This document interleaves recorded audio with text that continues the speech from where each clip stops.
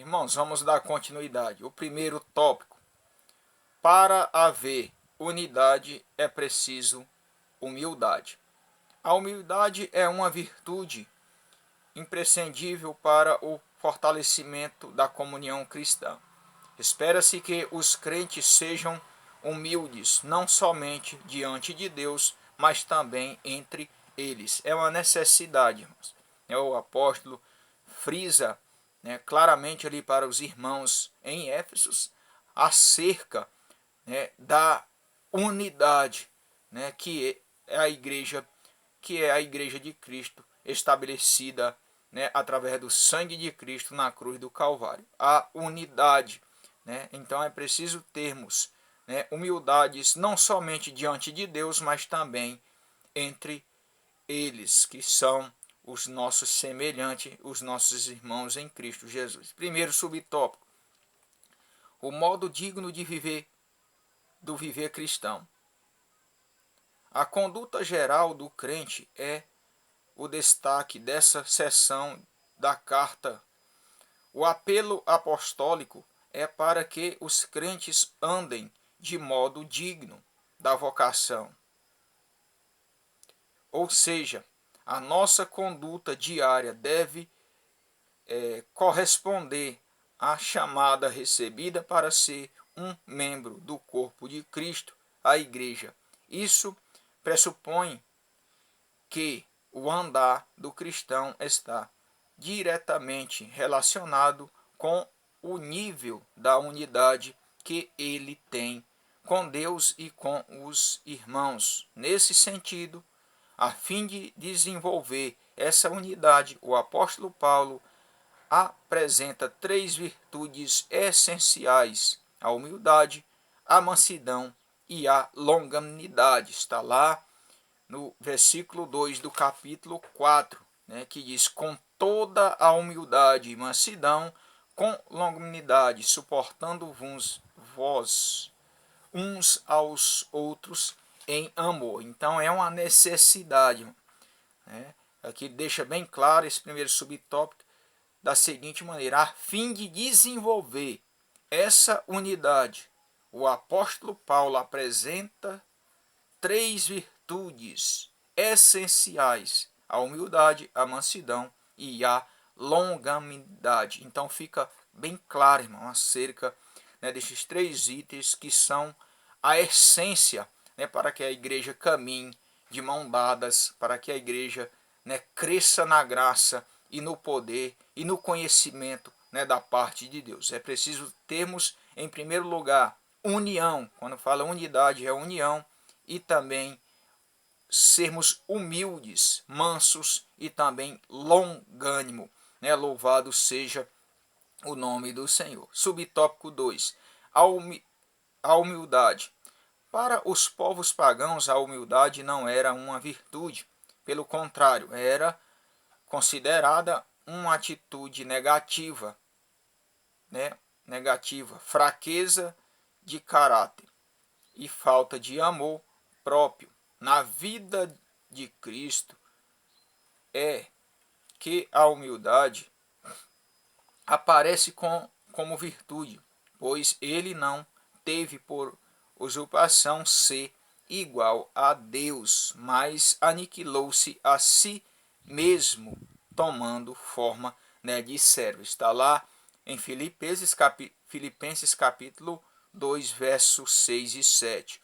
No Evangelho de João, nosso Senhor lavou os pés dos apóstolos, dando o exemplo de humildade, mas não de uma humildade movida pela falsa aparência. Está lá em Isaías 32 e 6, Mateus 23 e 28. E sim de uma ação que reconhece a importância e o valor do outro. Então, quando Jesus toma aquela atitude de lavar os pés dos apóstolos, Pedro, se levanta e diz: não, Senhor, eu não sou digno, eu, não mereço, que o Senhor faça tamanho ato. Jesus diz: Pedro, isso é necessário para que você venha, ter parte comigo. né? É necessário que você venha ser participante, né? Quando Jesus toma a atitude, irmãos, de fazer, né, daquela maneira, Jesus estava, né, apresentando ali um gesto de humildade, acompanhado de uma unidade, né, uma união à igreja de Cristo, né, sobre a terra. Então é necessário que andemos, né, desta maneira, né, louvado seja o nome do Senhor. Aqui fala da humildade. Para os povos pagãos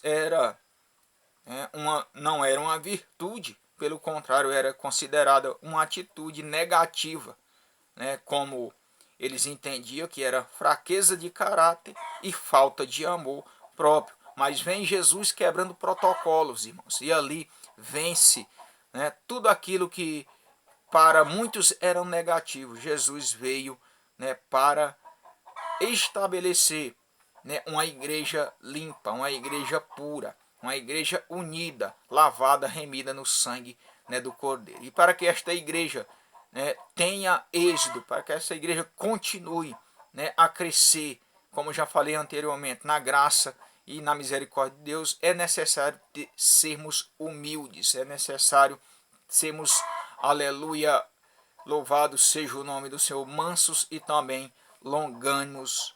Aleluia, glória a Deus. Mas não de uma humildade movida pela falsa aparência, e sim de uma ação que reconhece a importância e o valor, né, do outro. Então, quando passarmos a entender desta maneira, irmão, aquilo que Deus fez na minha vida, aquilo que Deus tem feito na vida dos irmãos, é o que também devemos desejar para a vida dos nossos irmãos, né, em Cristo, que ainda não estão, né, aleluia, na presença do Senhor, mas que, aleluia, foram chamados, né, pelo o poder da palavra, né, do Senhor Jesus. Terceiro subtópico, a verdadeira humildade.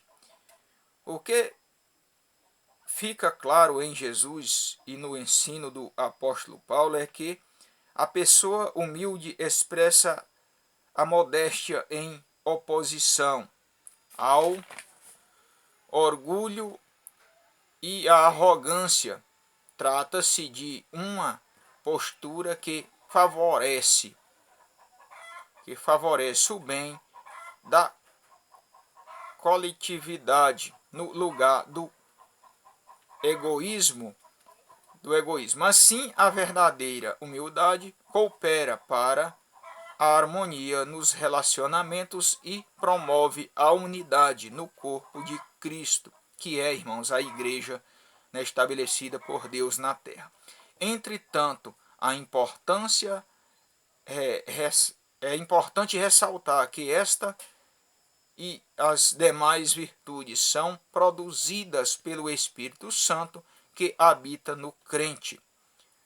Capítulo 3, verso 16 de Efésios. Não há quem possa desenvolver tal conduta sem que o Espírito Santo o transforme. Já expliquei em outras lições e em algumas outras mensagens acerca, do Espírito Santo. Muitas das vezes as pessoas acham que isso, se restringe àqueles que são, batizados no Espírito Santo. Mas na verdade, no momento em que você ouve a palavra, que você aceita a Cristo como Senhor e Salvador da sua vida, você já tem o Espírito Santo. Porque é Ele que convence o homem do pecado, da justiça e também, do juízo. Então você está inserido, no corpo de Cristo e tem o Espírito Santo que lhe fará entender tudo isto acerca, da unidade, de Cristo. Entretanto, é importante ressaltar que esta e as demais virtudes são produzidas pelo Espírito Santo que habita no crente. Então ele já habita dentro de mim e dentro de você. O fato de você ainda não falar em línguas não quer dizer que você não tem o Espírito Santo. Sim, você tem o Espírito Santo porque foi ele que lhe convenceu, do pecado, da justiça e também do juízo. Não há quem possa desenvolver tal conduta sem que o Espírito Santo, o transforme. Está lá em Gálatas 5,16. Então aqueles que estão lá na prática do pecado, eles não têm o Espírito Santo, porque eles vivem segundo os seus deleites, o deleite da sua vida, e ainda não entendem. Mas todos vós, quantos fostes chamados através da palavra de Deus, Deus tem dado, né, um entendimento do significado de unidade, de humildade e mansidão e também longanimidade. Viu que Deus, né, aleluia, abra a nossa mente, irmãos, a cada dia, para que venhamos entender mais e mais a tua palavra.